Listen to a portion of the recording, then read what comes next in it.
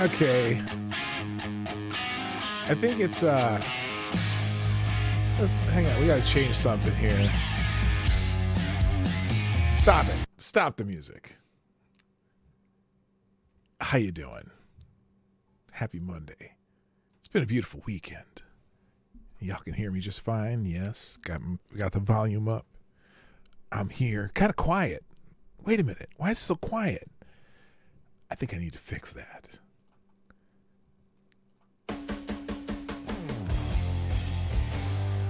Hello. Happy Metal Monday on the Morning Night Live. I'm here after a lovely weekend. Granddaughter's first birthday. And that's all I did this weekend because Saturday we were prepping for it and Sunday we did it because Lady Boomer and I threw the party. And it was great. The baby girl got some nice new clothes because that's all baby girls need. They don't need and diapers and wipes for the parents. It was more like gifts to parents than it was the kid because the kid's only one. She's not going to remember, although she did get a new doll that she really liked. She got a big stuffed puppy that she really liked. But for the most part, she's a 1-year-old. She's not going to remember this anyway. So anyway, I think the rest of us are going to remember something from the weekend. And that would be banks collapsing. That's not a good thing to have a big old bank collapse, especially one that services the tech industry. But, I don't know. Maybe it's not the worst thing in the world. Who knows? But we'll talk about that and a few other things today on the show. I hope you had a wonderful weekend. I kind of did. Even though we were basically spent all our time doing stuff for our kids and our grandkid. But, it's all good. We enjoyed it. It's kind of like what we do. So anyway, we're going to talk about serious stuff today. Mostly. and more than that, on the Morning Night Live. Are you ready? Johnny, let's go ahead and play that intro right now. Ladies and gentlemen, coming to you live from the Lucky Dog studio in a hidden location somewhere in the upper Midwest of the United States of America, it's a brother making his own way but with all the wrong opinions. Welcome to the Morning Night Live with your host, the one and only P-Dog Knight. Yep, that's me. Hello. Stop the music. Thank you. Good morning, everybody. Welcome to the Morning Night Live. I'm your host, Marty, also known as P-Dog Knight on the internet, and welcome back to the P-Dog Knight channel on this Monday, the 13th of March, 2023, in the month where it's about time to wear some green shit and drink yourself silly, right? Because that's a lot of people do on St. Patrick's Day, thinking all of us Irish people are drunks. I'm only half Irish, so I'm only half a drunk. But I do drink coffee in the beautiful reparations cup. I dug out the Marvel cup today. I haven't had this cup on the show for a while. If you put some hot stuff in it, then a little Marvel characters show up, and when it cools down, it turns like some Avenger shit on it or whatever. Anyway, and that is good. So anyway, we have some. Do I want to call it a horror story? No, not horror story. Horror. It's like rabbit. No, it's rabbit, and it's horror story about a bank collapsing, a big ass bank, just like in 2008. Although it's only one, but boy, there were some scares at some other banks over the weekend because apparently deposits weren't flying through the whatever that bank deposit system that they have that the FDI or not the. Excuse me, the Treasury is the Treasury Department, the Federal Reserve or whatever does, and so some people were a little concerned, and there was some little bank running going on, but I think they got most of that fixed. That was just kind of a glitch, I guess, a glitch, and yeah, I think they're getting that straightened out. Although some other banks were feeling the heat, and bank stocks are really down because. Well, I'll explain it when we get to the reason why this bank failed, because it could be a concern for a lot of banks. depending on how they invest the money that you put in their banks. So what is that on the bottom here? Oh, that's my, okay. That's just, I was like, I forgot what my screen up here looks like. There we go. It's all good. Okay. Anyway, so I hope you're having, like I said, having a good morning. Let's say good morning to the people who make this show happen. Not just me, it's you. So let's say hi. First on the chat over on Rumble is Avocados Diabli, who gets the bell. Good morning, sir. Also, good morning to Mike Savage, Blark, and Chicago Mike. And whoever, there's about 12, 14 people over watching on Rumble, or at least have it open. I appreciate those. Even if you have 2 windows open, just so I can have viewers on both, I greatly appreciate it. And usually by the end of like a couple days, my Rumble traffic on this show dwarfs the YouTube traffic, and I don't know why. I mean, because you know, when you look at the diagnostics for Rumble, it is unique viewers. So apparently, people are finding this on Rumble now. Are a lot more people subscribing. It's slowly growing over there. Like there's about 5 new followers this week, or no, like 7 new followers, which is, I'm not sure where they're coming from, but hey, I'm glad whoever's watching this and seeing it, if you're new, if you come through this channel, you have to see this particular stream, right? The replay. Would you just put a comment in the comment section so that I know you came through on Rumble, because a lot of people are coming through here and I have no idea who. And even if you don't watch the whole show, I'd appreciate it if you just throw a comment in the comment section, and then I'll know. That'd be great. Okay, so over on YouTube, first in the chat today is Tyler F, who gets the bell. Somebody finally beat AD. That's amazing. Also on YouTube, Avocados Diabli, Mike Savage, Blarg. Civic Magic, good morning. Furry Kittens in the house. Dr. Funkenstein's Ghost, Tyler Alexander. Chicago Mike's here. Also, Kessler, what's up? Maddie's in the house. Also, good morning to Lord Stanhope's here. What's up? Trippy Liberty, good morning, sir. Lord Stanhope's in the house. Rotten Corpse, Judafine. I almost said Justafine. Like, I don't know why. I was like, I had a Justin Bieber thought go through my head for some reason. I think I was thinking of the Krasnsteins, because one of the Krasnsteins thing used to be they ran a Justin Bieber fan site just to try to scam people. Anyway, also good morning, Attack Alpaca. Just Causes in the house. Welcome back. Good morning also to Gulf City DCC 182, aka affectionately known as Blink, is in the house. What's up? Good morning to my favorite Canadian Jaeger pony. And did I miss anybody? I scrolled. Did I miss anything when I did that? I guess not. I think I got everybody who's here. Oh, Furry. I said Furry Kitten earlier. So Magic. Yeah, I got y'all. I got you. All right. So I'm glad you're here. I'm glad I'm here. Let's see what's happening in the world. Now, first, I like to go through things that are just happening in the world. Oh, what? Wait, what? If you have a hard time finding an expert for the podcast on bank issues, I would look to Heresy Financial. John Brown is legit. Okay, thank you, Jimmy Das Hotep. I'm looking at Jimmy Das Hotep's tweet about this. Let's get into what's happening, because oh boy, things that are trending. Let's start with that. Now I noticed this morning. This morning over the weekend, my two favorite Twitter accounts, the brothers Krasenstein, started talking about Jeffrey Epstein. And Jeffrey Epstein is trending on Twitter for some reason. And part of it is because apparently Epstein's brother said something to somebody or somewhere.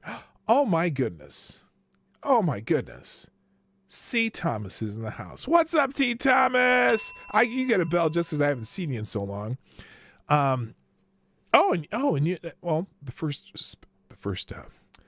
sponsor of the day is C. Thomas. The Beeps. I don't know what this is. The Beeps? I don't know what's that mean. Anyway, you'll hear the music. Thank you for the dropping a deuce in the tip jar. One of my favorite phrases. I think everyone should drop a deuce in the tip jar, because it's clean up on aisle 3. Anyway, he says, dropping deuce says P, like Princess and the P, and then Nis. Now there's a little okay, there's a little translation problem here because I'm not really sure what he means by P, like as in Princess P, and nis. I'm not sure what that means. P-nis. Penis. Penis. Penis. Well, it's a cryptic, not cryptic, but it's a cryptic message, but some of you'll probably understand what penis means, and there's the music. There's the little dancing guy. Yeah, I like the little dancing guy. Anyway, penis. Thank you, Thomas, for dropping a deuce in the chip jar. Everyone should drop a juice in the chip jar today. That would be fantastic. Good morning also to One Rebel. I see you over there on Rumble. Okay. So Jeffrey Epstein's trending, and I'm not sure why. Mainly because, no, I do know why. Because his brother gave an interview or something, maybe, for some stupid thing, and said that Jeffrey Epstein, he implied the fact that maybe Jeffrey Epstein stopped hanging around Donald Trump because he thought Trump was a criminal. Now, look. This is one of those heard it from a friend who heard it from a friend. That's not why Jeffrey Epstein stopped hanging out with Donald Trump. Let's be real. The reason Jeffrey Epstein stopped hanging around with Donald Trump because Donald Trump banned him from Mar-a-Lago for trying to be a little too cozy with one of his high-paying clients' young daughters. And also look, when he got prosecuted in Florida, Donald Trump was one of the people who made that happen in a sort of way, because Donald Trump said, yeah, we'll give you any information you want, and because he just didn't like Epstein. And so that was back in like 2005 or 2006 or something, and it's well documented, and unfortunately in that case the Florida prosecutors urged leniency for Jeffrey Epstein, and then the rest is kind of history. So, but a lot of people were talking about it because the Krassteins wrote about it, and I'm trying to think here. Oh, wait a minute. Oh, see, they say the list, the Epstein Island visitor list is fake. This is new. I've never seen this. There's a clarification on the Epstein Island visitor list. Because there's a whole list of people that's supposed to visit Epstein Island. There are people who, the flight logs now, those are not fake. And we know people like Bill Gates went there many times. Bill Clinton went there many times. A lot of people went to the island. But anyway, so I don't know who actually was on the list, but and I don't know why we don't know who's on the list, the people who went to the Epstein Island. But I'm thinking maybe that list should be public, went through the courts, right? I don't know. So let's see. Oh, here it is. Trump's involvement led to the... Okay, hang on. Oh, by the way, so let's just... Here's some facts about Epstein, though. And this guy posted out here. Mr. Cardinal Truth. Donald Trump was a federal informant on the Jeffrey Epstein case in 2009 and was the only one who would cooperate with authorities, according to Florida prosecutor Bradley Edwards. Trump's involvement led to the indictment, and Epstein was arrested again under the Trump administration. So anyone who's saying that, Epstein is kicked Trump to the curb, I don't care. Oh, here it is. Here's this right here. Oh no. This is a fake. Oh, this is the one, because someone put Trump on a indictment. But look, here's the prosecutor. Involved in things like this. Obviously, our current president has had relationships with Epstein in the past, and there are those Katie Johnson and maybe other victims who have accused Trump of being involved in things like this.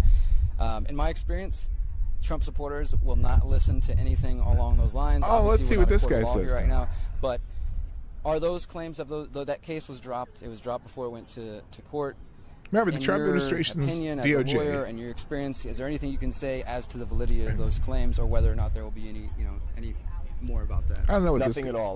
The only thing that I can say about President Trump is that he is the only person who, in 2009, when I served a lot of subpoenas, By the way, this is some liberal trying to make it look like Trump had something to do with Epstein and whatever. And so he's asking this guy, and here's one of the prosecutors. On a lot of people, or at least gave notice to some pretty connected people that I wanted to talk to them. Jay's World, what's up? The only person who picked up the phone and said, let's just talk. I'll give you as much time as you want. I'll tell you what you need to know, and was very helpful in the information that he gave, and gave no indication whatsoever that he was involved in anything untoward whatsoever, but had good information that checked out and that helped us, and that we didn't have to take a deposition of him. That was in 2009? That was in 2009.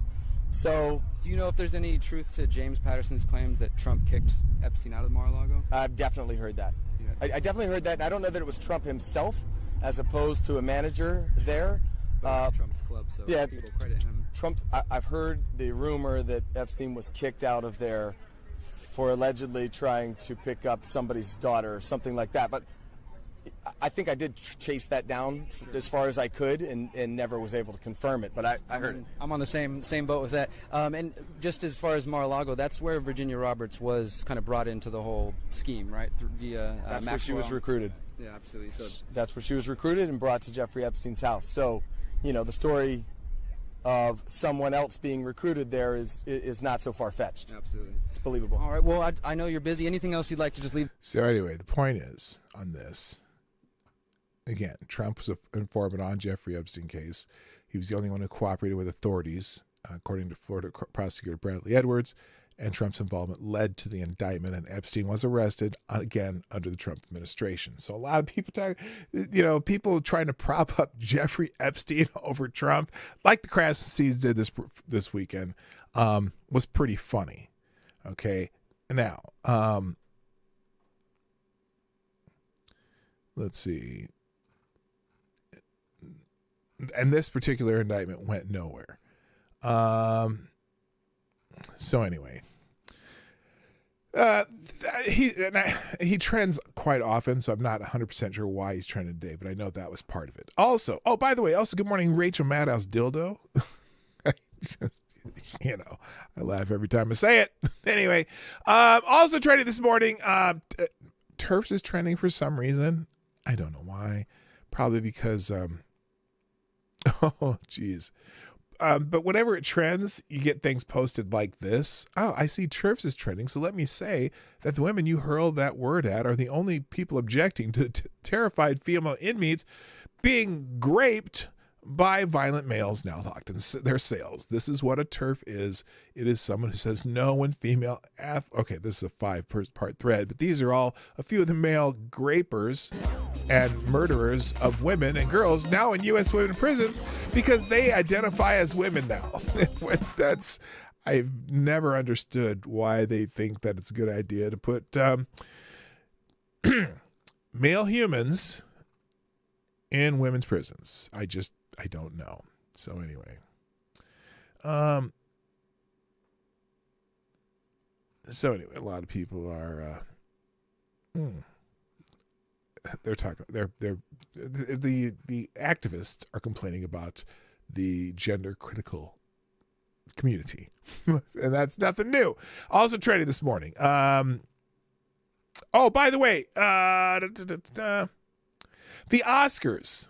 Now, what happened to my Oscars? Oh, shoot. The Oscars are trending. Now, the only reason I want to talk about, I could care less about the Oscars, by the way. The only reason I am going to mention the Oscars this morning is because of a tweet by NPR. Okay? NPR decided, I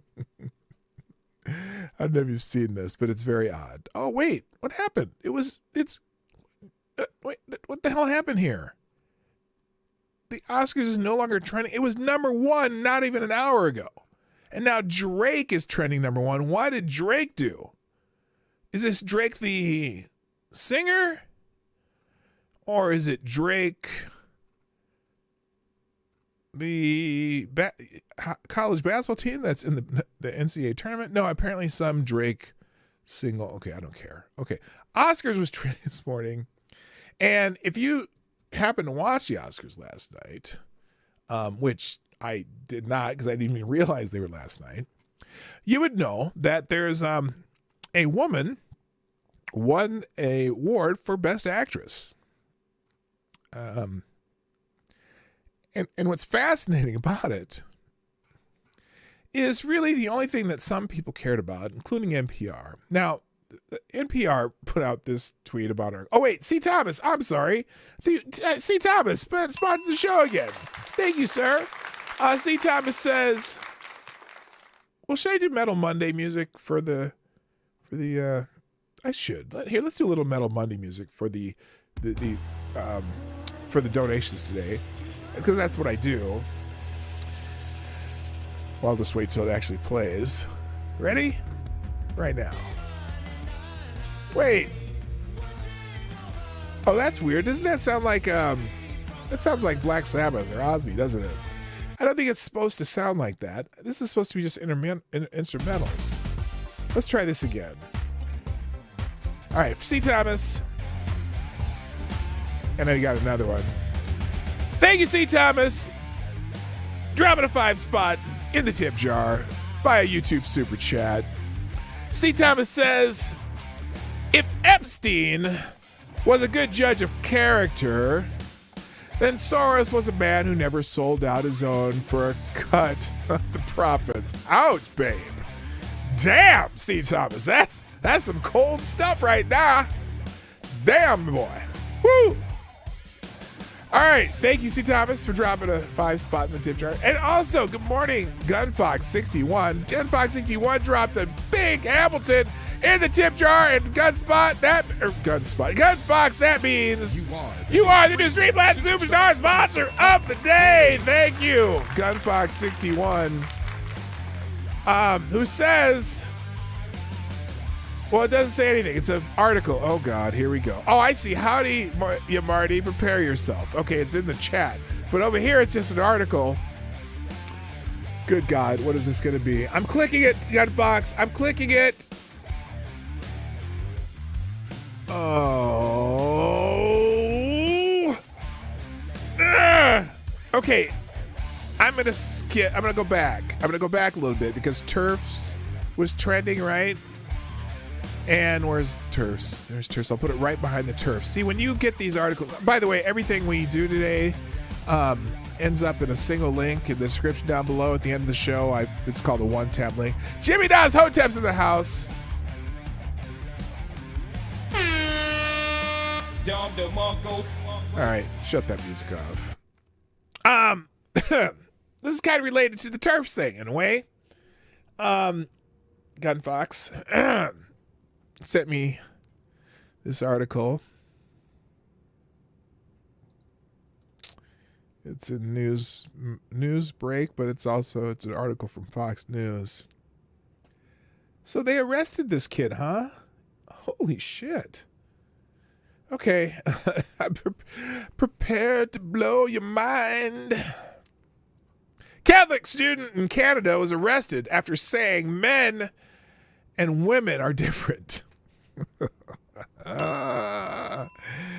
Here's for the school board in Canada or whatever. Holy shit. Arrested for holding Christian beliefs at a Christian school. This is at a Catholic school. Canadian Catholic high school student Josh Alexander claims that the story behind authorities arresting and charging him for trying to attend class last month. Alexander was a student at a Canadian Catholic high school in Ontario until he spoke his mind over concerns of men in women's restrooms at the institution. Distinguishing men from women and believing God created only two genders, he suggested eventually that authorities to arrest and charge him for the offense. There are a lot of steps that it took to get to that point, he told Fox News, Tucker Carlson, on Friday. Okay, here, should we just watch the report? Is this the report? Where's the report? Here, let's watch the report. It's 3 minutes, 13 minutes long. He was arrested for trespass, not the speech. Okay, well, still. Good morning, Anna Lynn, by the way. And good morning, Archangel. What's happening? What's up? Nice to see you. Okay, and Furry Kittens. Oh, I said Furry Kitten earlier. All right, nice to see everybody here. All right, okay. So he was, okay, let's not watch Tucker. Let's just keep reading. There were a lot of steps to get to that point, he told Fox News, Tucker Carlson, on Friday. Female students complained to me that they were concerned because males were using their washrooms. This turned into a debate at the school. I stated my opinion on it, and I used scripture to back it up, Alexander said. They removed me from the building for the remainder of the year, and when I attempted to attend class, I was arrested and charged. So, okay, he was arrested for trespassing, so the part where he was removed me from the building for the remainder of the year is the part that's, I guess, important here. And it doesn't really, I mean, it kind of changes the story that he was arrested for trespassing, but still. Alexander said he pointed out the school's Christian identity, claiming that he took a related discussion to school administrators who refused to hear him out. Attorney James Kitchen joined the conversation Friday, discussing with Fox News the limited legal recourse available for representing Alexander's free speech rights, saying Canada's much weaker constitution is a hurdle to overcome. There seems to be, culturally and legally, much less respect for individual rights and freedoms, and much more interested in government having the power to do what it wants, he said. But there is legal recourse to the Ontario Human Rights Commission. In this case, we think there's been religious discrimination on the basis of Josh's Christian religious beliefs. So we're going to file a complaint to the Ontario Human Rights Commission. Yeah, because this is in Canada, good luck to him. I just saying. Let's see. Alexander called Canada's police state quite embarrassing. Well, look, he got, the problem is here, like Advocatus Diablo astutely points out, he was arrested for trespassing, which amazing that you can, I don't know what the fines and charges, that's got to be a misdemeanor. Well, it's a misdemeanor, probably a misdemeanor here, but still.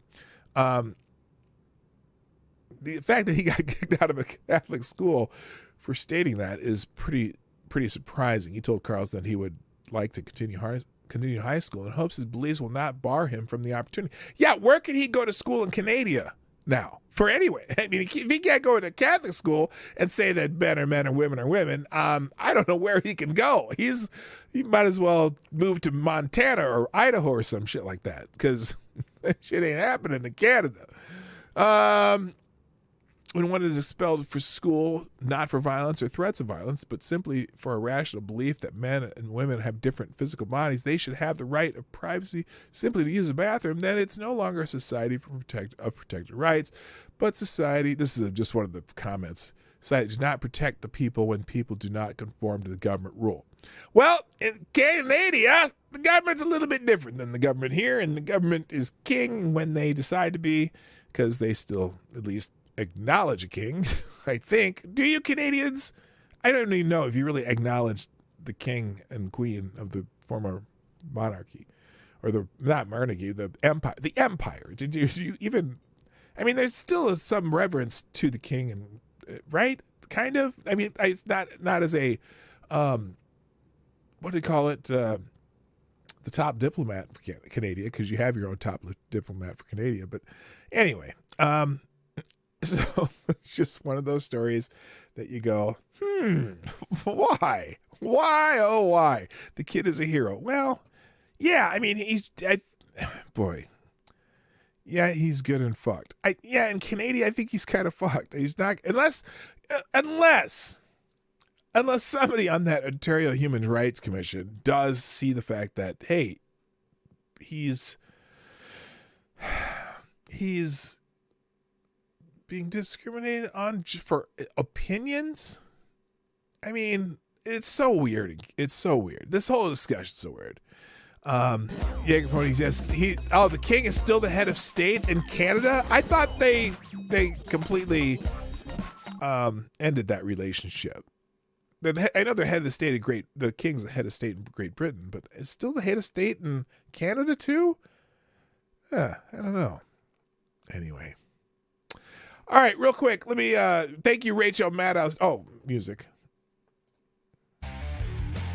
Thank you, Rachel Maddows Dildo. Dropping a small bullet, that's a 223, into the tip jar. Rachel Maddows Dildo says, Another Clinton aide killed himself with a gunshot wound to the chest while hanging himself, but the gun wasn't found. I do believe Jeffrey Epstein did kill himself with wet tissue paper. All of the cameras turned off while the security slept. That's the... Oh, wait a minute. Hang on a second. That didn't say, That said,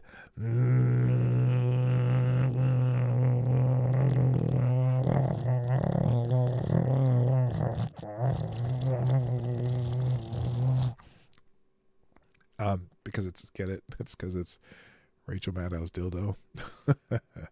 Thank you. Thank you for sponsoring the show. Appreciate it. All right, back to the music. Thank you also, C. Thomas Kapow, who says the feelings of a weirdo activist are more important than anyone's personal rights or beliefs according to the progressives. Okay, thank you for dropping a big old fiver in the tip jar. Again, deuces in the tip jar. Drop a deuce in the tip jar if you feel so inclined, because you are the sponsor of the Morning Night Live. Yes, ladies and gentlemen, the Morning Night Live is brought to you by you, the viewers, who drop deuces in the tip jar, and also hit the like button, share the stream to somebody you love, bring a new friend to the show, and if you're watching the replay, put a comment in the comment section. Tell me why you think Canada is weird. Sorry, Canadians, you know I love you. All right, stop the music. Okay, also good morning, by the way, to, I said Gunbox. Rick Ashburger's in the house. Also, Why Are You So Angry's in the house, and somebody else showed up. I don't know. Who was it? It was somebody. I'll figure it out later. All right, also trending this morning. I said the Oscars are trending, and mainly the Oscars are trending because, I don't know. Do people really care about the Oscars anymore? It's like people in Hollywood patting themselves in the back because they're from Hollywood. But NPR, National Public Radio, the Twitter feed, tweeted sometime yesterday evening, breaking, Michelle Yeoh wins the Oscar for Best Actress, making history as the first person who identifies as Asian to win the award. She identifies as Asian. Now, hang on. I meant to here. Let me. Now, a couple interesting things about this. First of all, how do you identify as Asian? Is this like a Rachel Dolezal thing? Is this you just can I identify as Asian? Good morning, Jay Pylon. Can I identify as Asian? I don't know, but later, about 2 hours after they tweeted this, the article that they accompanied that said the same thing changed. Now, oh, by the way, also, now if you click that article, there's also one of those fact-checking readers added context they thought people might want to know because they were getting, let's just say, they were getting ratioed all to hell. This tweet is factually correct, but missing context to explain wording. Merle Oberon was the first Asian American woman nominated for the Academy Award for Best Actress in 1935. Oberon hid her heritage to avoid discrimination. Michelle Yeoh, however, is open about her Asian heritage. Well, first of all, it didn't say that the first person who won the award who was identified as Asian. They said the first person to win the award who identified as Asian. Well, hey, guess what? She's Asian. Michelle Oberon never won the Oscar. So what is still stupid. And first of all, nobody says that anymore. I don't care if she hid her heritage in 1935. Nobody hides their heritage now because it's what do you call it? It's a cookie on your shoulder or something. It's a special thing to identify your heritage. In fact, the only thing that matters anymore is that you have your heritage of whatever you are. Your this pigment and melanin and where your ancestors were from. That's the only thing that matters. In fact, that's probably why she won the award, because it's Stop Asian Hate is Stop Asian Hate is the flavor of the month. In fact, it proves to me right now that Stop Asian Hate is more important than Black Lives Matter and anti-Semitism, because if it was Black Lives Matter, they'd have someone black would have been up there, and if it was something anti-Semitism, some Jewish person would be up there. But let's not talk about Jews in Hollywood.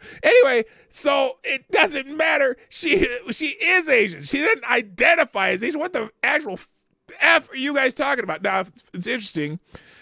Here's the article.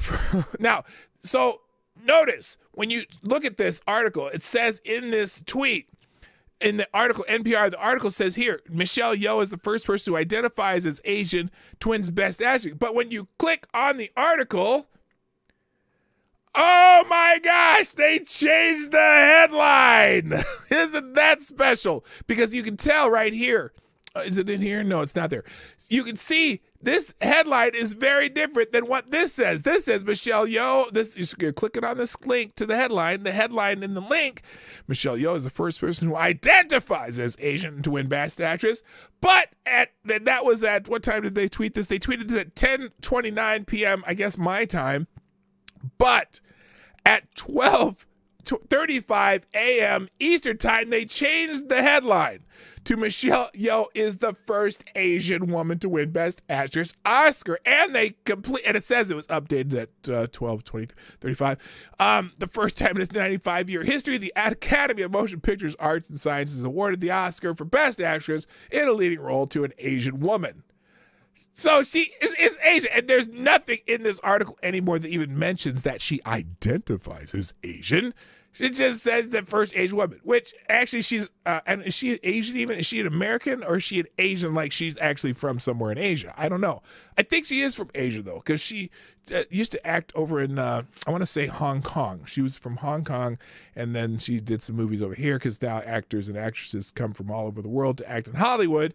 So she is actually Asian, so she no longer just identifies as Asian. She's actually Asian. She's not pulling a Rachel Dolezal.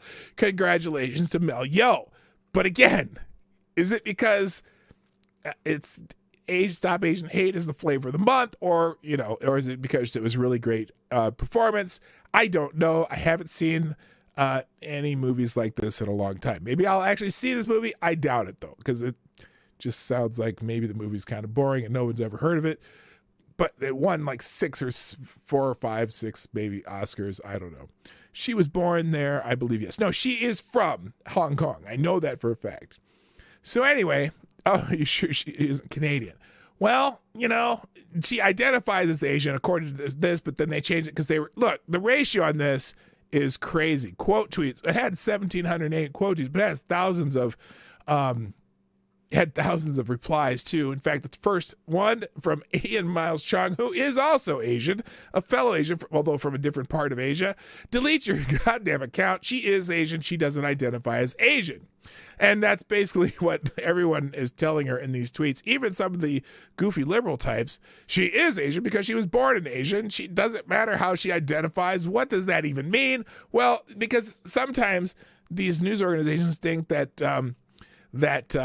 your race or your ethnicity or your, country of origin is the same as your gender. You can just identify as that. So I don't know. It's stupid. And it's the dumbest thing. And it's, well, at least Oscar's not so white anymore. That's great. I think, Top Gun got nominated for 6 awards, and the only award they got was for sound. And, they gave award to, what was what's that, Wakanda Forever or whatever. It got a couple nominations, but it only got a nomination for costumes, which the Krasnies thought it was very important to feature the Asian woman and the black woman who got Oscars, one for costumes and one for being Best Actress. But so anyway, good for her, by the way. Michelle Yeoh, congratulations. If you deserve the award, that's great. If you don't deserve the award, I don't care, because the Oscars don't mean shit to me anyway. So congratulations to Michelle Yeoh, and yippee. In fact, to hear, yippee. All right, moving on. Also, I said Epstein is trending. Oh, I see. That's what I did. I had it. Did I have Epstein in 2 different places? Well, I didn't need Epstein in 2 different places, so I'll only put it on the links once. And what else? Okay, let's get into the main topic of the day, because it's taken me this long to get to it. By the way, real quick, thank you, C. Thomas, for dropping another tip in the tip jar via YouTube Super Chats. Who says, Oh, music. C. Thomas says self-ID is a farcical slip and slide.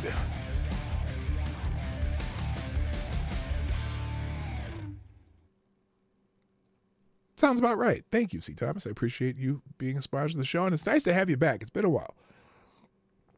All right, shall we FTG the Academy, all of them at once? I got a better idea. How about it's GFY, the Academy.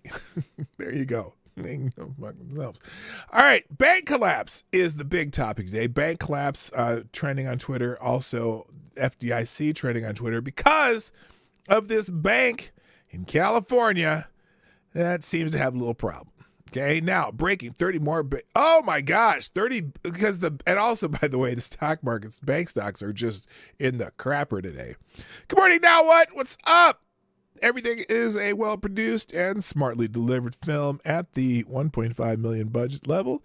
Does the movie wow like Avatar? No way, but at a reasonable price tag with very gracious and grateful cast. It's a chance that I'll see it sometime down the road when it's on Netflix or even a TV movie on TBS or is it AMC? Well, AMC hardly plays anything, mostly original content these days. Well, anyway, although they still play. What's the movie they keep playing? They keep AMC.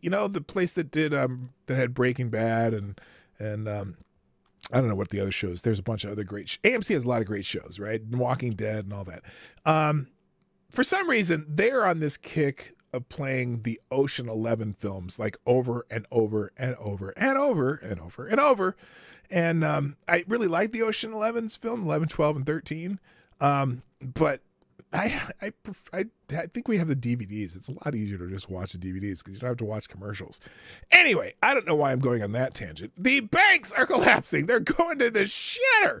And wait, don't worry. California will be digitally identifying everything in the future, but first they need a 2-digit U. Okay.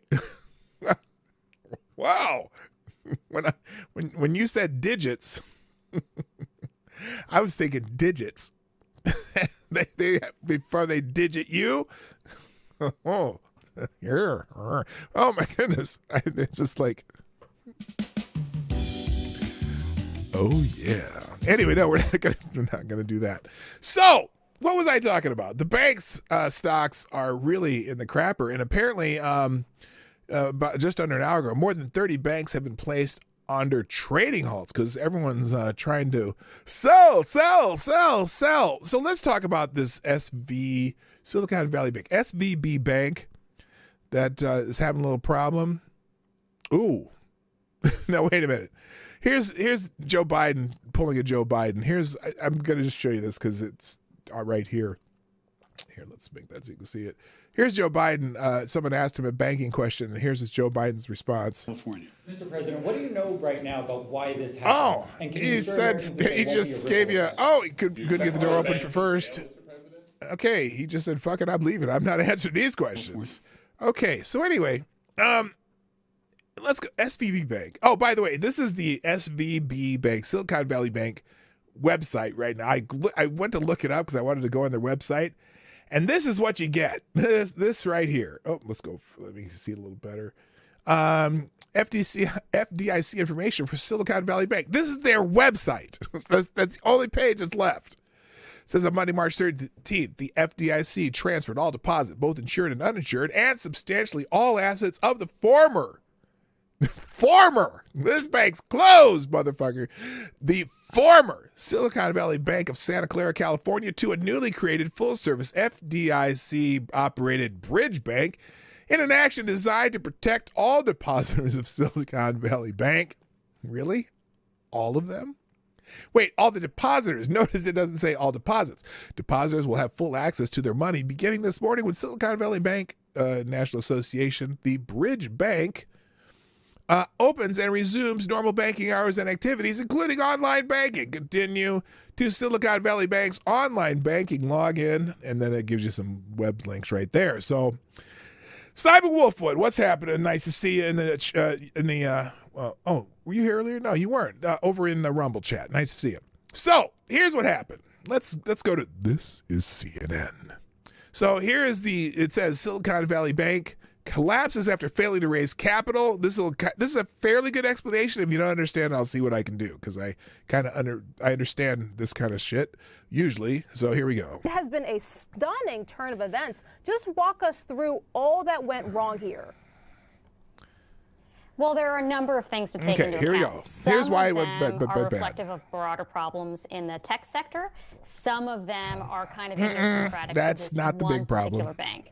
So this bank, Silicon Valley Bank, did a few things that in retrospect look not so wise, including that they invested in these long-dated mortgage-backed securities, which seem safe, perhaps. They're not inherently risky. I think the layperson, when they hear mortgage-backed securities, they think that means something like inherently very risky that's going to blow up. It's not just because mortgage-backed securities are risky. They're not necessarily risky. Went up. The value of those underlying By the way, securities went down. Let me just stop something here. Whoops, stop.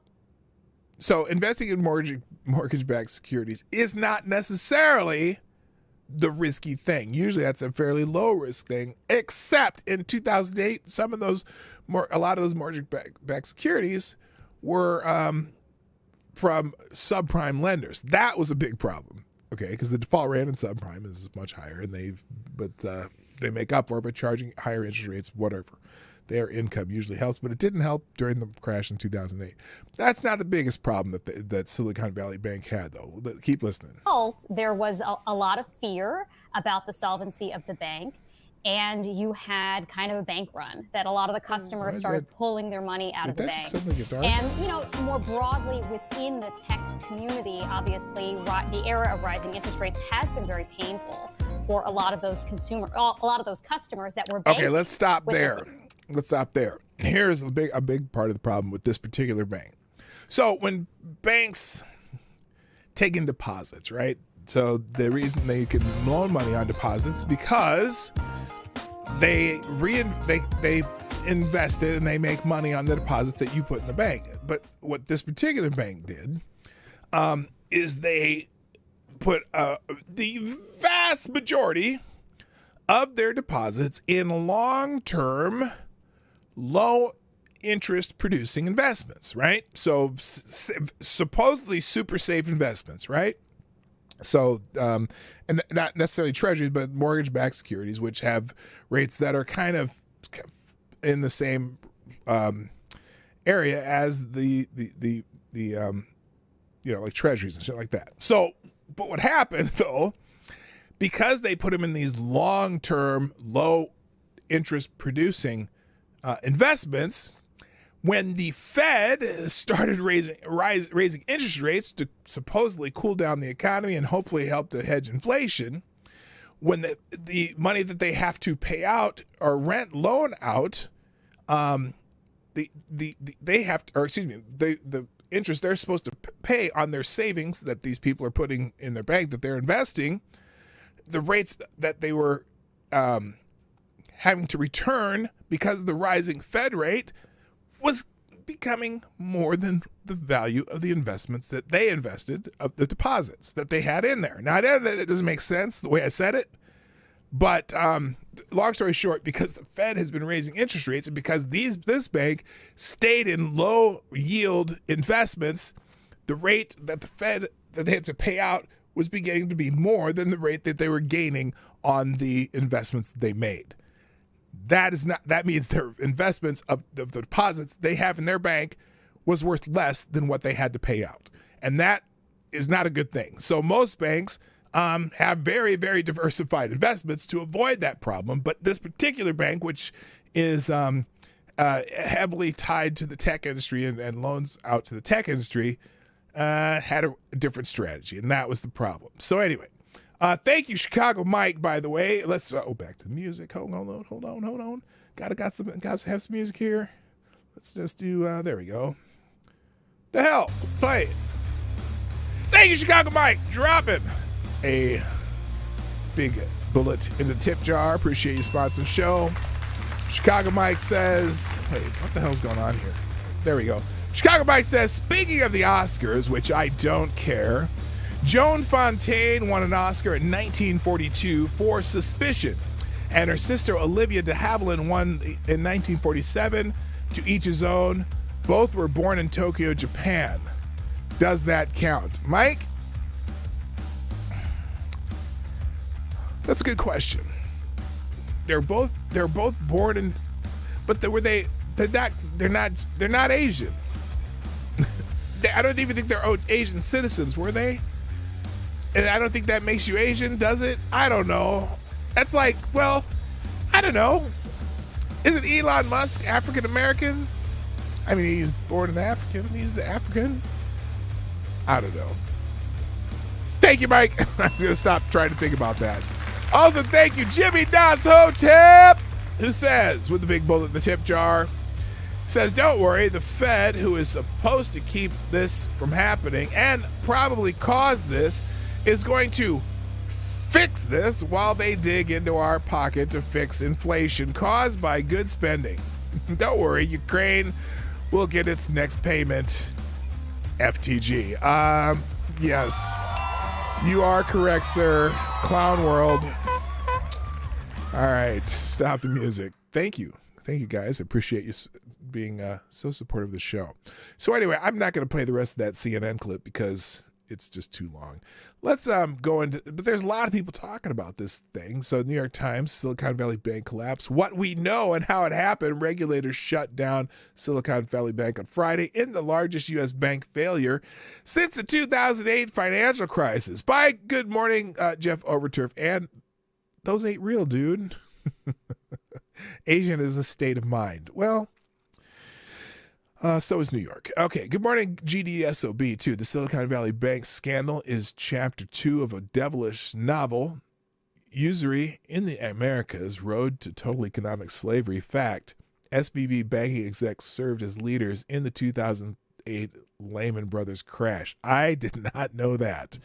You guys probably have a lot of information that I haven't read yet because I wasn't paying attention over the weekend. Good morning, Man Squatch, too. Okay, so on Friday, Silicon Bank leader for some of the biggest names in the lender to some of the biggest names in the technology world, became the largest bank to fail since the 2008 financial crisis. Silicon Valley Bank provided banking services to nearly half of the country's venture capital, backed by technology and life science companies, according to its website, and over 2,500 venture capital firms.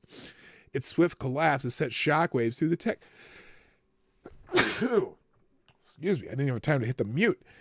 Sent shockwaves through the tech industry, Wall Street, and Washington. Here's what we know so far about this developing story on what Silicon Valley brought Silicon Valley Bank to this point. The bank took on too many huge deposits, and it was caught by high interest rates. So again, they have all these deposits, right? They have to pay out interest on the deposits, which are usually indexed to the Fed rate. And if they make investments with those deposits, because they don't just have the cash sitting in their bank. This isn't like, Scrooge McDuck with a big vault with a bunch of cash he can swim in. In order for banks to make money, they also have to invest the deposits you put in their banks. But if they make deposits and they make investments that are making less that they have to pay out because the Fed keeps raising rates. Okay, in layman's terms, actually, let's go with the technical term. Here's the technical term for this.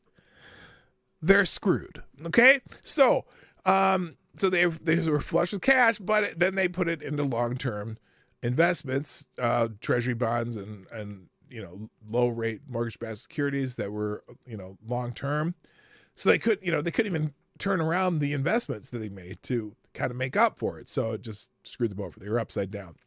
And then there was a run on the bank on Friday when people started to figure out, this might be a problem. But not all of Silicon Valley Bank's problems are linked to rising interest rates. The bank was unique in ways that contributed to its rapid demise. The Federal Deposit Insurance Corporation only insures up to $250,000. So anything more than that would not have the same governmental protection. Silicon Valley Bank had a significant number of big and uninsured depositors, the kind that investors who tend to withdraw their money during signs of turbulence. So all these investors have been withdrawing the amounts over withdrawing deposits over $250,000 because those aren't insured. So basically, there was a big run on the bank, and they're like, "Oh, well, most of this is invested. We don't have that much cash on hand," so it's kind of turned the bank down. So after the run on the bank, the FDIC took over last week. By late last week, Silicon Valley Bank was in free fall. The Federal Deposit Insurance Corporation announced on Friday it would take over the 40-year institution after the bank and its financial advisors had tried and failed to find buyers to step in. The takeover put about $175 billion in customer deposits under control of the federal regulators. So, and let's see, the bank failure was raised concerns, and then it raised concerns about other institutions. I heard they were worried because, I don't know, something happened this week. At the same time, there was a glitch in the transfer system, so deposits weren't being transferred. Now, in some other banks, like Wells Fargo was one of them, and we're like, oh shit, we have one of our accounts is at Wells Fargo. We're like, we checked, it was fine, but we're like, holy shit, what are we gonna do? And so, you know, you hear one bank fails and everyone goes, oh no, let's panic and let's run on the banks and whatever. So it's a very interesting story. So everyone's talking about this. Breitbart says Silicon Valley venture capitalists screamed for a bailout in reaction to the bank collapse. Oh, we'll get to that. You should be absolutely terrified right now. That's the proper reaction to a bank run and contagion. POTUS and Secretary Yellen must get on TV tomorrow and guarantee all deposits up to $10 million or this will spiral into chaos. Well, wait a minute. Wait. Why up to $10 million? Ooh, boy. Well, see, because they bailed out the banks in 2008 or whatever. That's bullshit. And maybe they should have just said, hey, why don't you guys stop fucking around and be more responsible and whatever. But anyway, let's see. And then there's, you know what, here, I'm not going to go through all these articles, but all of them have their opinions on why this bank collapse happened. Pretty much all the same answers. So let's go to, now Silicon Valley Bank, Treasury and FDIC announced it. Oh, here's the steps. They're ensuring, the steps they're taking to ensure deposits will be paid in full with, I don't know what deposits. I mean, they're insured up to $250,000. That's what... I hate to say it, but that's how it was set up. Why would you change it now? Here's a report from ABC News. Silicon Valley Bank collapse, the second biggest bank failure in U.S. history, and there are concerns about other regional banks too. Tonight, what the Secretary of Treasury is saying about a possible Janet Yellen, ladies and gentlemen. On the table. Janet Yellen. Elizabeth Schulze is at the White House. Tonight, after Silicon Valley Bank's dramatic downfall, Treasury Secretary Janet Yellen insists a government bailout is off the table. Is that going to stick? Let's see. Let me think about this. Okay, so this Silicon Valley Bank is one of the largest venture capitals for tech companies and a big banker for a lot of the big tech companies. And Janet Yellen says there's not going to be a bailout for these tech companies, which I'm sure has put a significant amount of money into Democrat politician coffers. Do you think? Okay, here's the question, guys. Here's the question of the day. Will there be a bank bailout for SVB? There's your poll right there. There's the poll. Will there be a bailout for Silicon Valley Bank? Okay, let's keep going here. During the financial crisis, by the way, that poll's on YouTube.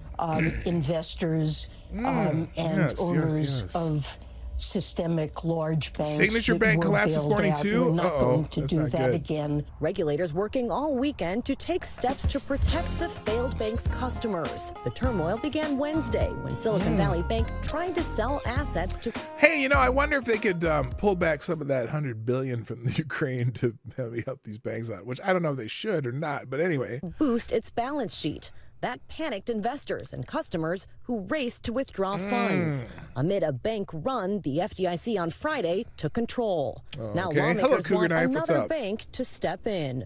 The best when outcome it gets worse, it will be, can they find a buyer for this SVB bank today before the markets open in Asia later in the day? The second biggest bank failure in American history, hitting households across the country, like Ohio mom and startup founder Lindsay Michaelides. It's really easy to think that the impact of this is very limited to the Silicon Valley and the Bay Area, and it couldn't be further from the truth. Lindsay adding she's holding her breath as sale of the bank will go through so she can make payroll for the parents she employs. On my team of 15, we have more than 20 kids that depend on those salaries. I can make the next couple of payrolls, but if I have to go beyond that, there are a lot of children that are going to be impacted by that. Whoa. Wait a minute.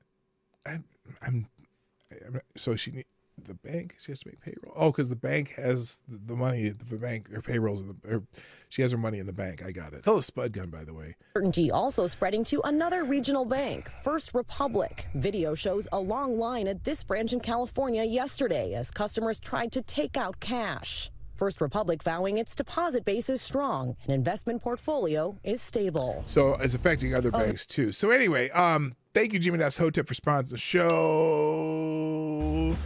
Dropping a big bullet in the tip jar. Jimmy Das Hotep says, I'm hearing lots of green ventures were in this bank. Can't have the propaganda fail. They are going to bail out the depositors supposedly. They will bail them out with reverse repo funds. That's one of the possibilities. Thank you, Jimmy Das Hotep. All right. Oh, wait, that's not what I meant to do. Let's try this, and let's try this. Stop that music. There we go. All right, so a lot of the talk is that the Fed is discussing backstop to make SVP depositors whole and stem contagion fears, because this causes problems at other banks. Good morning, Reaccion Puerto Rico, you lovely island of tropical breezes. So financial regulators are discussing two different facilities to manage the fallout from the closure of Silicon Valley Bank if no buyer materializes, according to a source close to the situation. I always love those sources close to the situation. One way that regulators would step in would be to create a backstop for uninsured deposits at Silicon Valley Bank using an authority from the Federal Deposit Insurance Act. According to the source, the move would also touch the systemic risk exception that allows the Fed to take extraordinary action to stem the contagion fears. Oh, you mean like they did in 2008? Come on, people. There's 17 watching here and only 5 likes. Hit the like button, please, if you haven't already. Yes, over on Rumble. Hit that like button. You got to do it there, too, because it actually works over there. I got to be getting views from somewhere, because there's a lot more views on Rumble than YouTube by the end of the day. Okay, so anyway, an additional step would be a general banking facility from the Federal Reserve that would support other financials with direct exposure to SVB so they wouldn't have to materially change their business or take steep losses. Or maybe change their businesses. I don't know. If they don't bail out the bank, that creates fear in investors and depositors. That would create a bank run that create a collapse. Well, yeah, I think that's what we saw at Signature Bank today too, because apparently another bank has crashed today. So anyway, the Fed and Treasury and FDIC announced actions to backstop banks after the Silicon Valley meltdown, basically the same as the last one said. In a joint statement by the U.S. Treasury, the Federal Reserve, and Federal Deposit Insurance Corporation, the government said, quote, we are taking decisive action to protect the U.S. economy by strengthening public confidence in our banking system. This step will ensure that the U.S. banking system continues to perform its vital roles of protecting deposits and providing access to credit to households and businesses in a manner that promotes strong and sustainable economic growth. I need to have a buzzword noise. It could be just the bell. Here's buzzword bell. It's sustainable economic growth. After receiving a recommendation from the boards of the FDIC and the Federal Reserve and consulting with the president, yes, the president, I'm sure, is right on top of this. I'm sure he knows exactly what to do. It's kind of like that old Reagan skit from Saturday Night Live when they made him, he was a bumbling fool, and then when the reporters were gone, he was suddenly barking out orders, and you do this, and I need you to do that, and you get this done, and you get that done, and you get that done, and then the reporters would come back and be like, well, I think Mommy has some jelly beans for me today.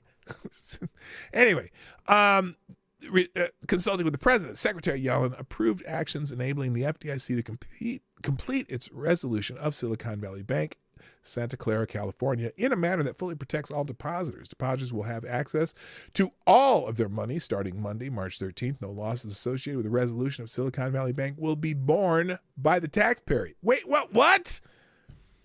What does that mean? What do you mean none of it will be borne by the taxpayer? So, see, this is the whole thing with that Federal Reserve Bank. It's like they'll just print more money. But printers go, brrr. Hello, Greg Rogers. It would be fun if a Russian bank offered to buy them. Oh, shit. No, that would not be fun. That would be terrible because Russia. Anyway, no losses associated with that resolution will be borne by the taxpayer. Again, because the Federal Reserve just prints money whenever they want to. We are also announcing a similar systemic risk exception for Signature Bank, New York, which was closed today by its state chartering authority. All depositors of this institution will be made whole. As with the resolution of Silicon Valley Bank, no losses will be borne by the taxpayer. It says it again. It says it twice. Why? Is that a bright? No, that's the Fed joint statement. Shareholders and certain unsecured debt holders will not be protected. Senior management also has been removed by bitches. And any losses to the deposit insurance fund to support uninsured depositors will be recovered by a special assessment on banks as required by law. You mean like all banks got to pay for this shit? Finally, the Federal Reserve Board on Sunday announced it will make available additional funding to eligible depository institutions to help assure banks have the ability to meet the need of all their depositors. So regardless of where their investments are, the Federal Reserve is going to just throw some cash at them.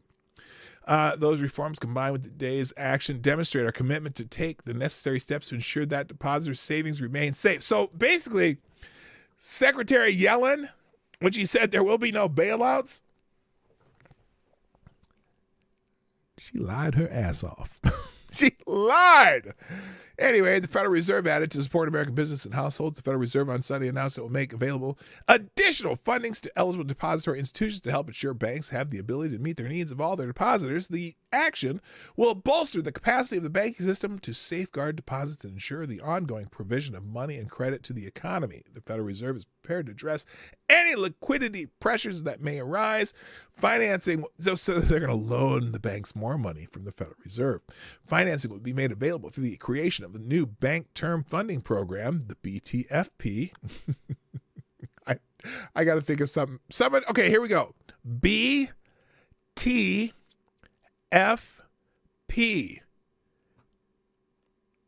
What does that acronym stand for? Wrong answers only. In fact, I'll put it in the chat so you don't forget what it is. BTFP. Wrong answers only, people. Put on your creative thinking hats. Federal Reserve is prepared to address the liquidity pressures. Okay, blah, blah, blah. Offering loans up to 1 year in length to banks, savings associations, credit unions, and other eligible depository institutions pledging U.S. treasuries, agency debt, and mortgage-backed securities, and other qualifying assets as collateral. So, look, the Federal Reserve, borrow the funds, please. Oh, that's a good one, AD. So, the Federal Reserve is going to loan them at lower rates than their Fed rate using what deposits they already have as collateral. And they're going to give banks a 1-year loan to have their cash flow for cash flow purposes. What could go wrong? What's up, Aaron Meredith? Buy the Ferrari, plebe. That's another good one. Thank you. Those ain't real, dude. Oh my God. Okay. Put one in the chat if you have confidence in this. Put any other number that you can think of if you do not have confidence in the process. I'm sorry. Okay, so that was the Breitbart article. That was this one. That'll be in the links. What's the next one I had here? But here, this is the best part. Biden officials. Wait a minute. Let's put it. What the hell? No. Why is that way off to the other side? Let's just do it this way. Biden officials say resilient banking system can withstand collapse of Silicon Valley Bank. Yes, the resilient banking system, which I guess Treasury Secretary Yellen met with regulators to discuss the biggest bank failure since 2008. Let's see. This is NBC News. Biden administration officials on Friday argued that the safeguard enacted after the 2008 financial crisis would protect the U.S. economy in the wake of Silicon Valley Bank's shuttering. Treasury Secretary Janet Yellen met with banking regulators on Friday to discuss the sudden developments. According to the Treasury Department, said the federal government was well equipped to handle the situation. Okay, we already know how they're going to handle the situation, so I don't need to read this. The word resilient, just them, when someone in the government says the banking system's resilient, I get even more nervous because right now the Fed's just going to give them more money. Apparently, just out of thin air. Who knows where it's going to come from? It's certainly not coming from, because it said the taxpayer will not be affected by this. Now that's fascinating. They're not going to, it won't be, oh man. Oh boy. So anyway, yeah, and I also have a Daily Caller article here, same thing. Biden officials call banking system resilient amid SVP collapse. Well, SVP wasn't resilient. Shalanda Young, Biden's director of Office of Management and Budget, assured Americans that the banking system was resilient amidst the collapse of Silicon Valley Bank. California Department of Financial Protection and Innovation announced that the SVB will be shut down after its stock plunged 60% on Thursday and 62% in pre-market trading Friday. The stock price collapse started a bank run as the tech startup clients of SVB braced for struggling to make payroll and pay vendors. Treasury Department said, here, let's watch this here. This morning we start from political turmoil to the financial turmoil. Won't do it. And a pivotal moment for the American financial system in just 24 hours. Markets are going to reopen and rattled investors are starting to assess the fallout of the second largest bank collapse in U.S. history. Silicon Valley Bank is now under control of the FDIC after panic among its customers set off a bank run last week. Okay. The White House said on Saturday that President Biden spoke with California Governor Gavin Newsom about the efforts to address the situation and presumably to contain the fallout. It's a new crisis on the president's desk after a week focused on his plans for the American economy. So no one better to join us than the White House Director of the Office of Management and Budget, Shalanda Young. Good morning, and thank you so much for being here in person. President Biden had a conversation with Governor Newsom. What did he say about the collapse of SVB?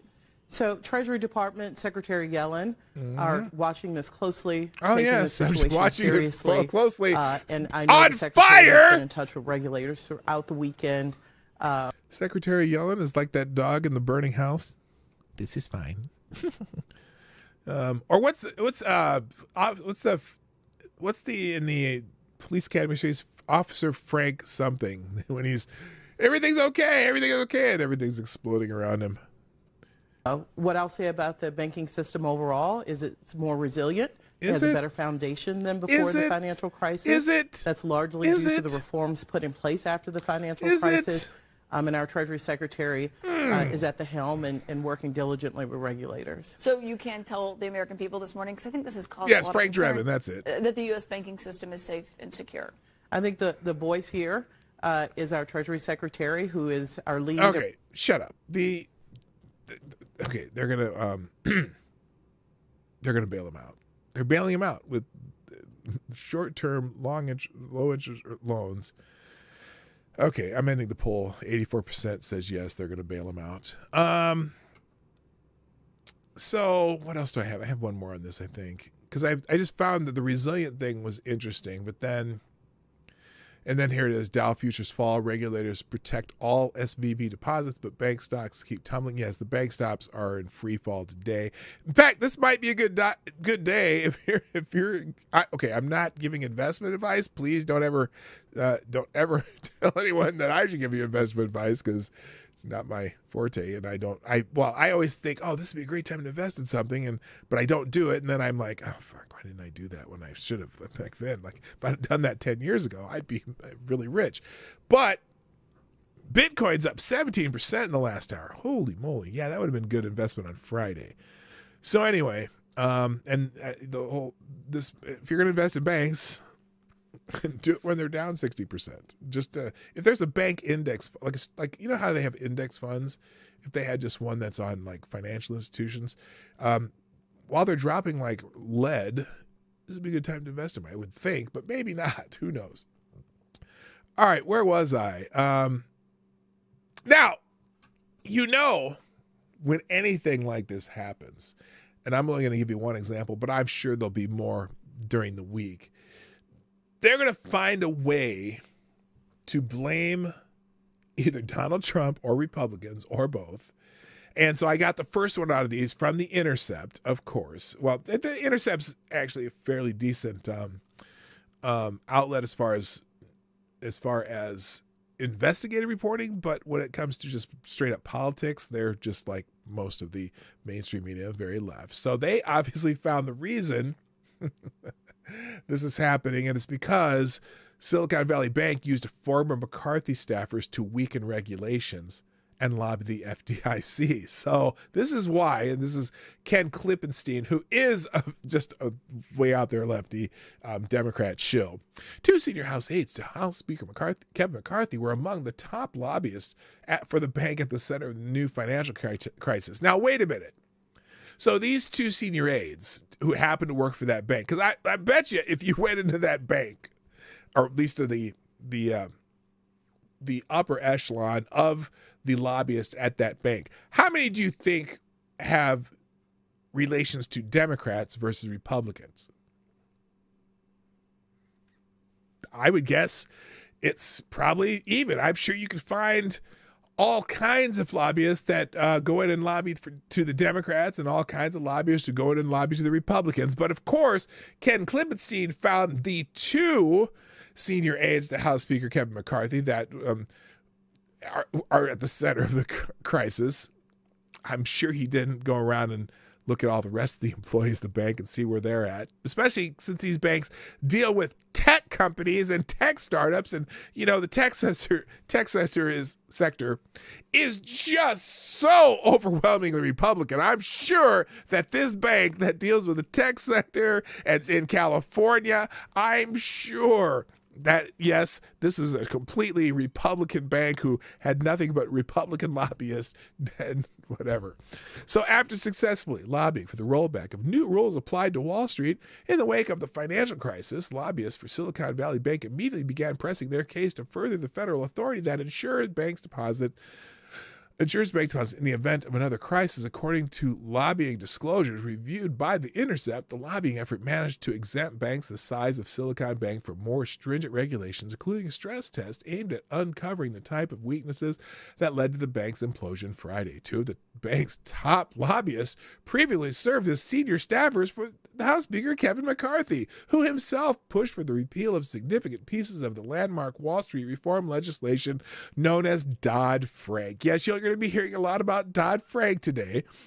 The meltdown of Silicon Valley Bank represents the second largest bank collapse in American history and the first time since 2008's financial crisis. Over 90% of the bank's deposits exceed the amount federally guaranteed by the Federal Deposit Insurance Corporation, meaning that those people may either never see their money again or lose substantial amounts. Well, we learned today that, of course, the Fed is going to find a way to make them all whole, meaning they're not going to lose any money. That means they're getting a bailout, even though they're not going to call it a bailout.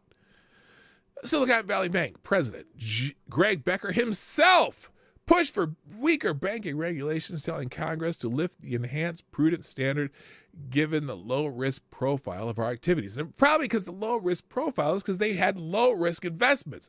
But because they had low-risk investments, those investments paid very little money. So when the Fed started raising interest rates, their investments with low interest rates became less than the money that they were paying out because the rates were going up. So anyway, the chief culprit, economists say, is legislation. They blame Donald Trump! Legislation. President Donald Trump signed into law in 2018, which rolled back key parts of the Dodd-Frank banking regulations passed in the wake of the 2008 financial crisis. That 2018 legislation, called the Economic Growth, Regulatory Relief, and Consumer Protection Act, passed with strong support from the Republican Party and critical support from some Democrats. Among those leading the charge was McCarthy, then House Majority Leader. We're going to move this Senate bill directly to the president's desk to ensure these reforms help the economy grow by further making community banks stronger, McCarthy said of the legislation in 2018. This is going to free up a great deal of capital, and this will help a lot. Well, I think there were results that kind of showed it did until we got the the pandemic.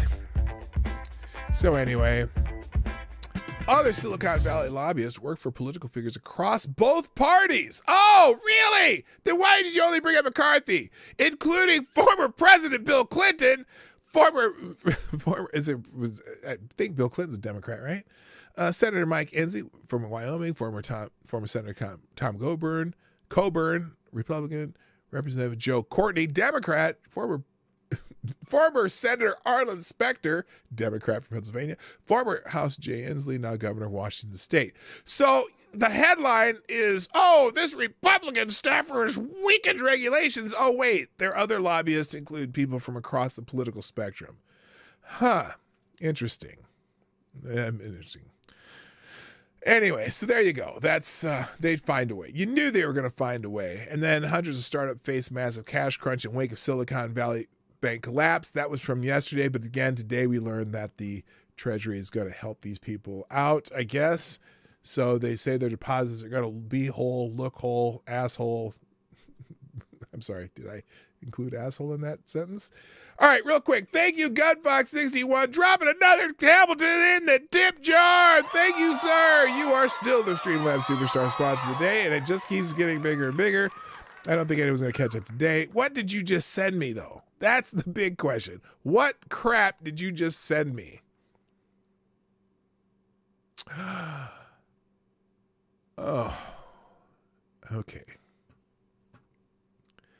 You know, it's good timing because I was wanting to change subjects anyway.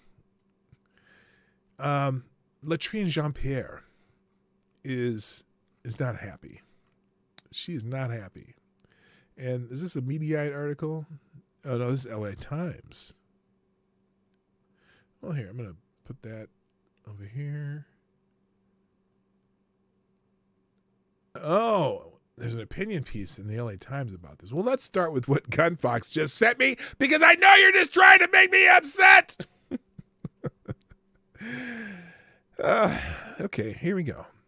Latrine Jean-Pierre calls out the GOP for not condemning Daily Wire host's comment on, quote, eradicating, end quote, transgenderism.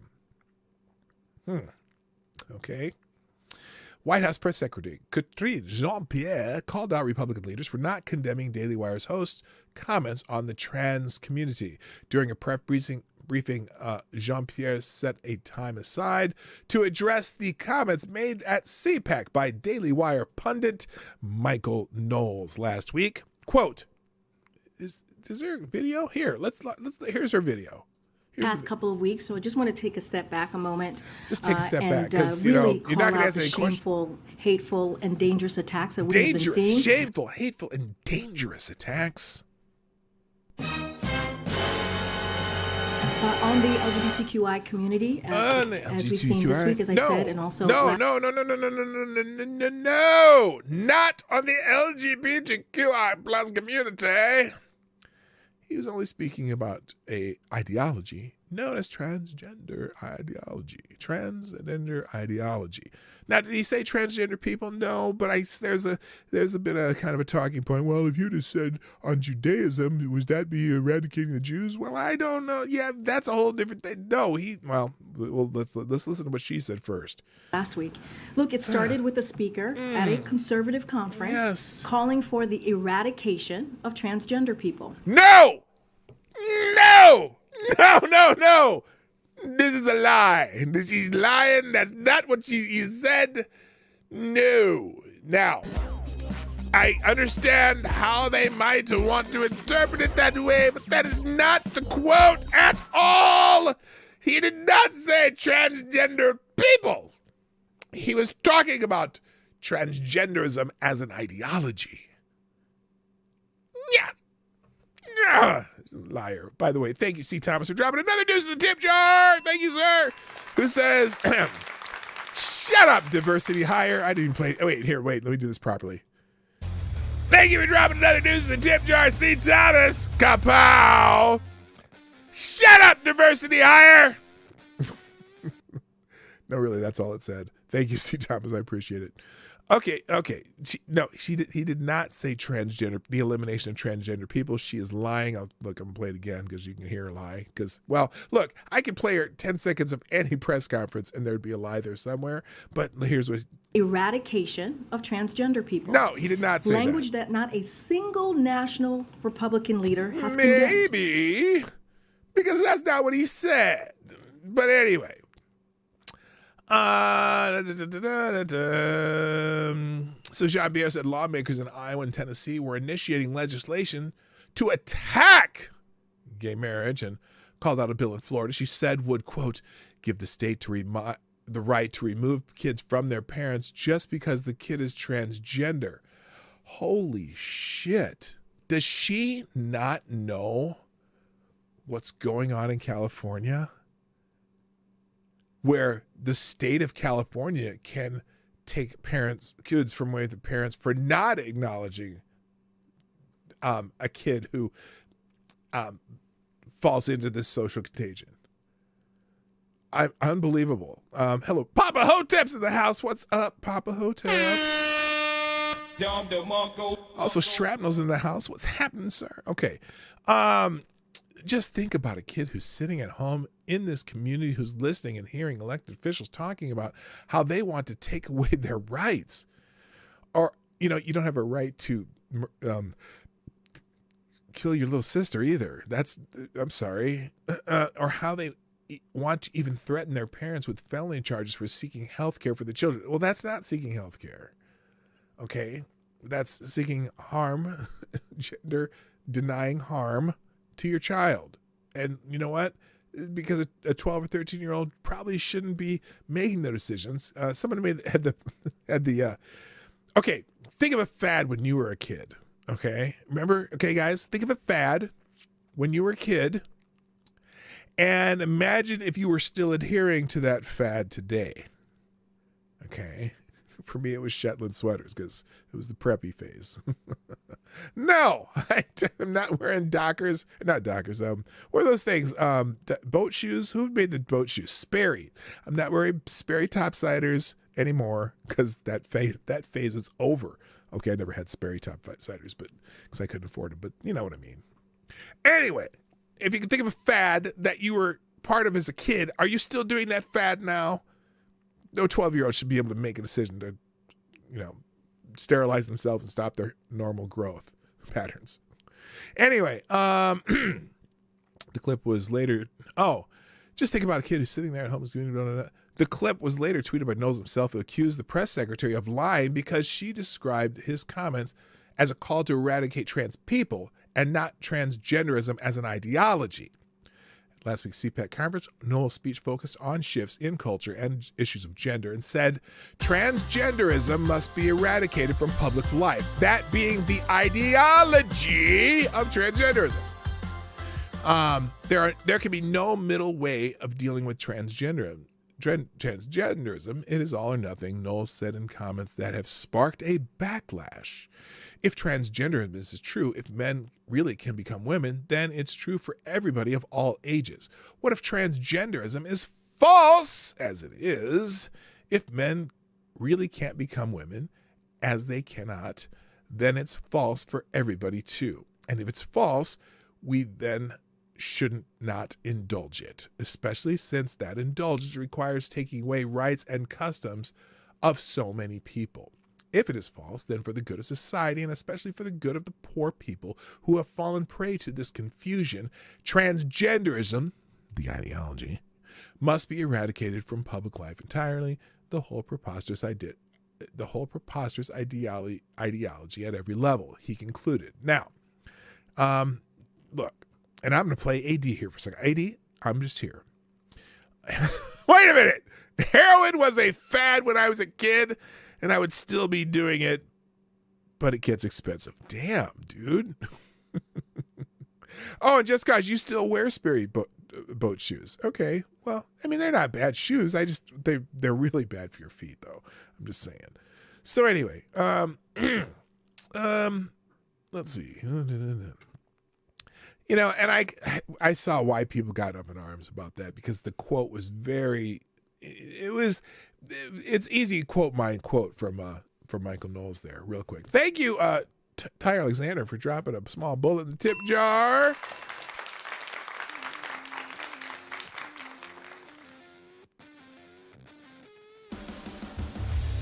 Ty Alexander with a small bullet in the tip jar says, today's sponsor is Ty Alexander. I couldn't think of anything clever or witty, so I'm gonna shill.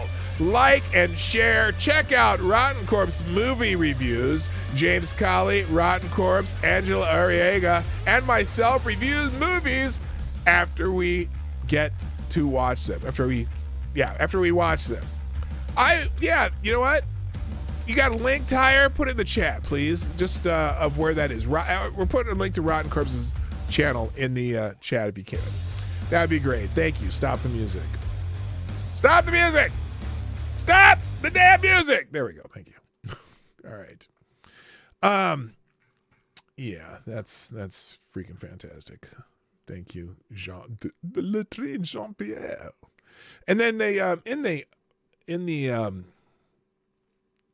that article, they had linked an LA Times article here. What the CPAC speaker meant when he said transgenderism must be eradicated, by Diana Getch. Now, I'm a little shocked that this, well, let's see how the LA Times treat this. I'm just curious, and we'll finish with this.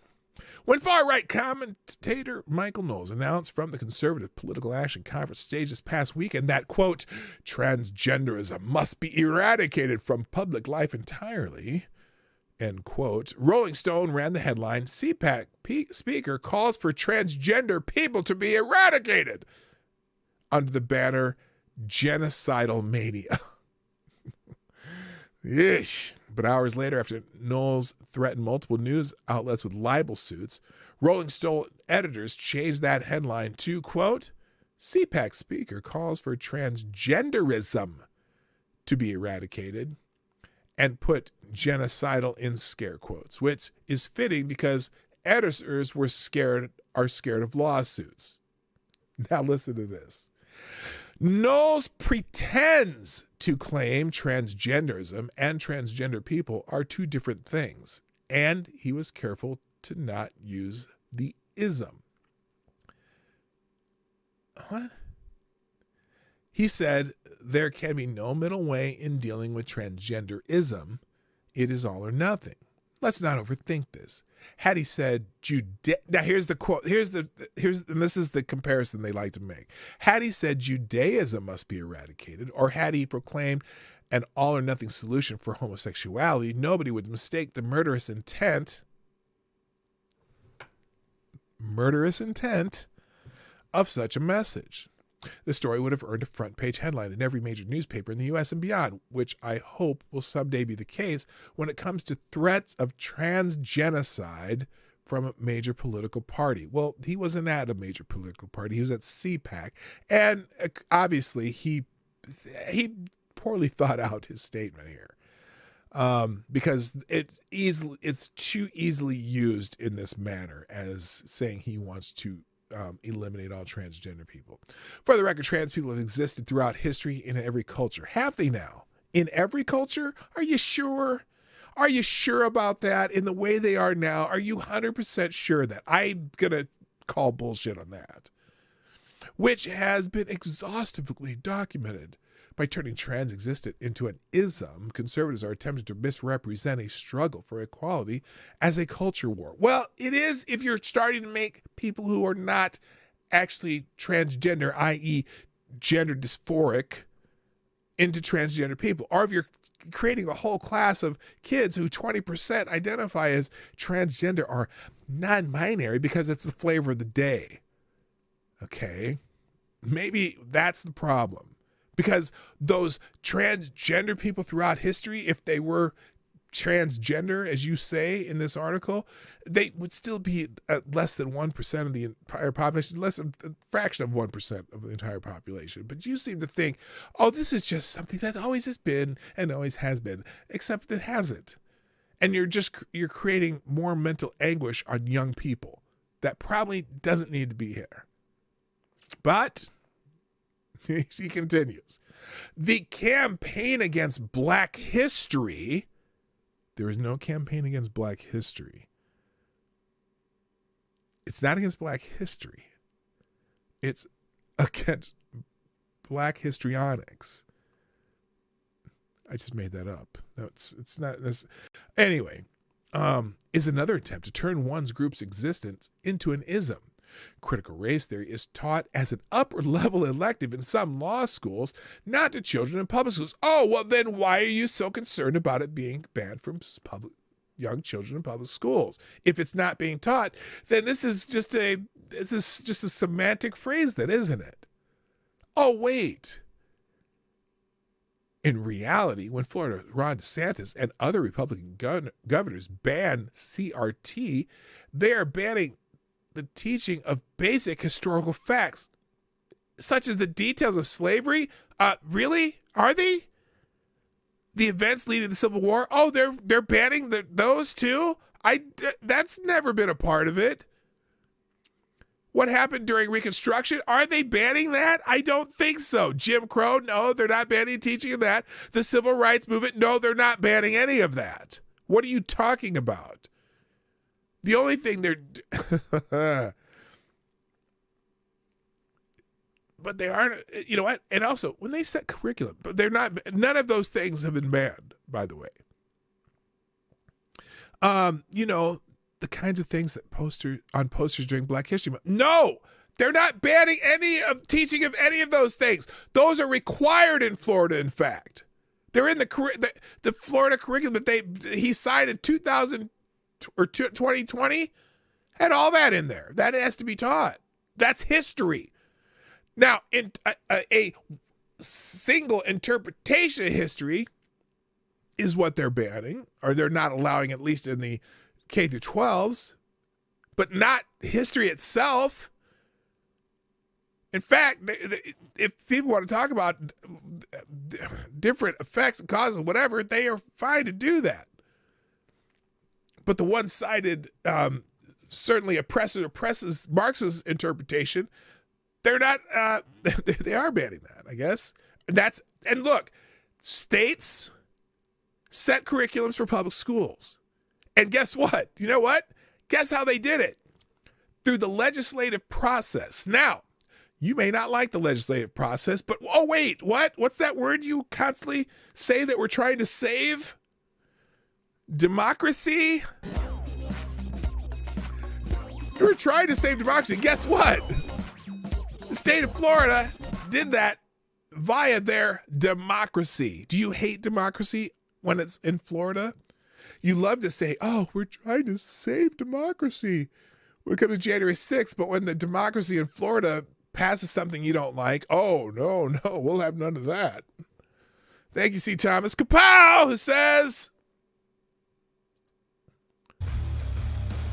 this whole transgender, as always has existed, reeks of the current and pervasive problem of presentism, which moralizes the past with today's ethics. Yeah, exactly.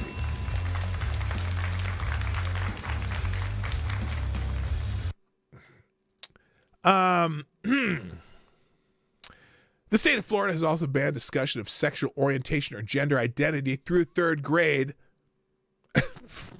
And that's, you really? Do you think third graders understand what two dads fucking means? Do they need to know that in third grade? Now, I'm sure they'll figure it out eventually. I mean, look, probably shouldn't be teaching any human sexuality in K through third grade. And that's what you want to teach. And inappropriate, quote unquote, instruction beyond that, lest queer and trans children feel safe enough to come out. There's no such thing as queer and trans children up to third grade, unless parents are pushing that issue. And if there is, look, please, it doesn't need to be taught. When DeSantis says Florida is where woke goes to die, he's going after people. Again, the propaganda strategy is to turn some humans into a problematic idea, quote, wokeism, end quote, and then eradicate the ism.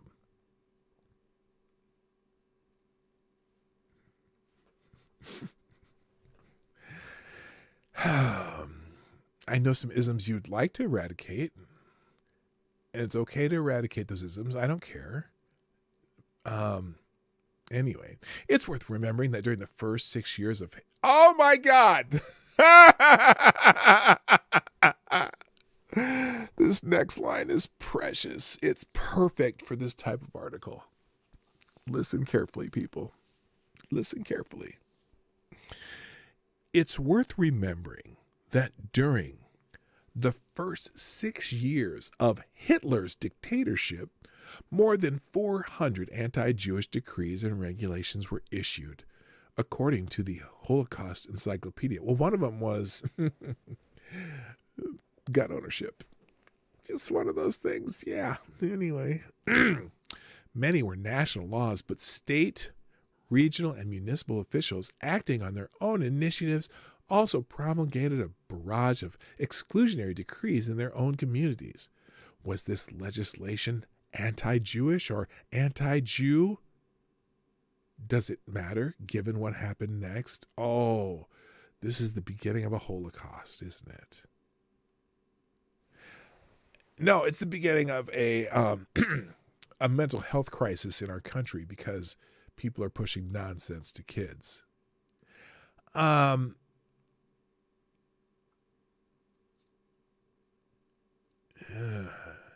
Here's a good piece of news.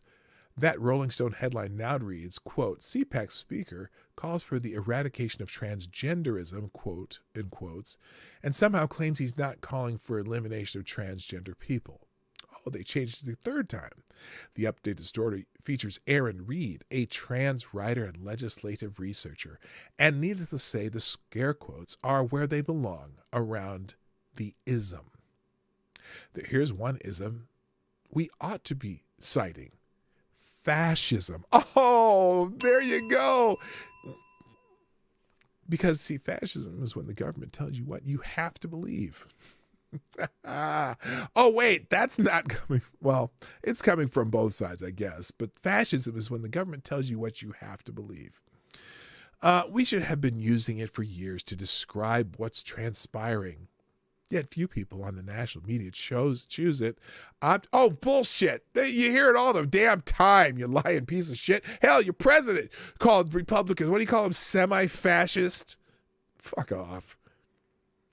Opting instead for blunted substitutes like anti-democratic or extremism or ultra-MAGA.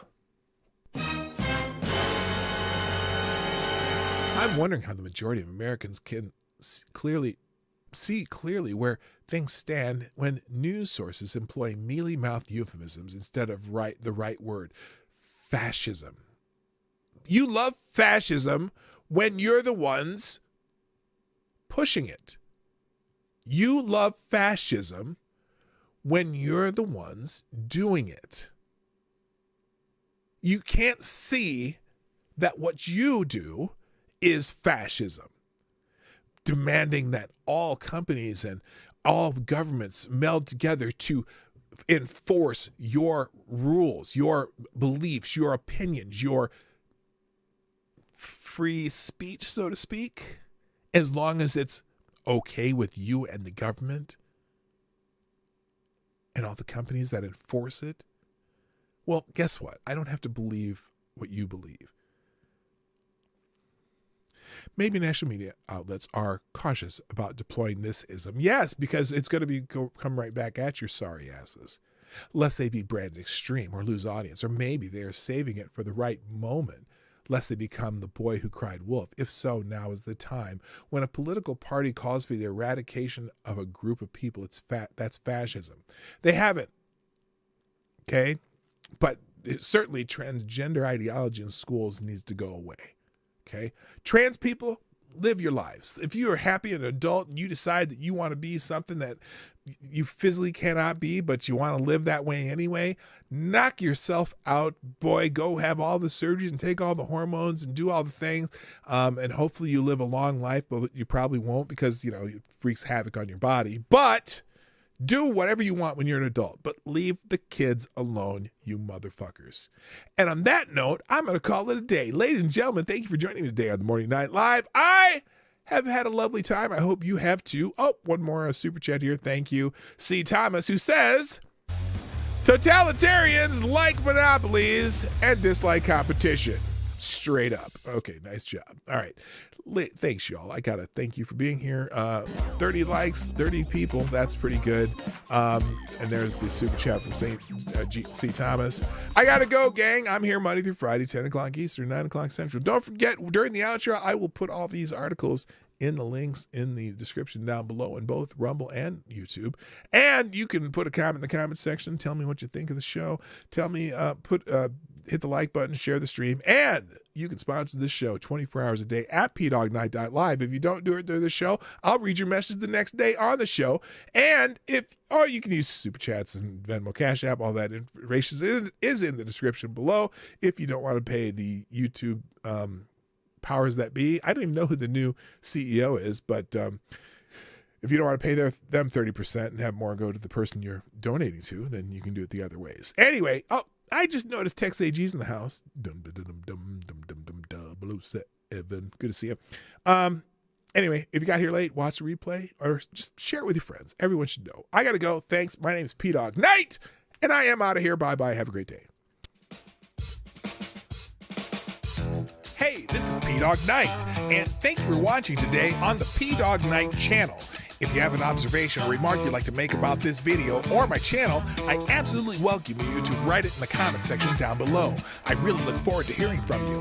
And before you go, if you like what you saw but you're not already subscribed, please make sure you hit the subscribe button and definitely click that bell that pops up afterwards so you'll be notified when I post new videos or when we go live. I broadcast my live show, The Morning Night Live, Monday through Friday at 10 o'clock Eastern, 9 o'clock Central. A special thank you to all the supporters of this channel who share our videos on social media and who make donations through Streamlabs, YouTube, Venmo, and Cash App, which are all linked in the description down below. Thanks again, and until next time, I'm P-Dog Knight, and I'm out of here.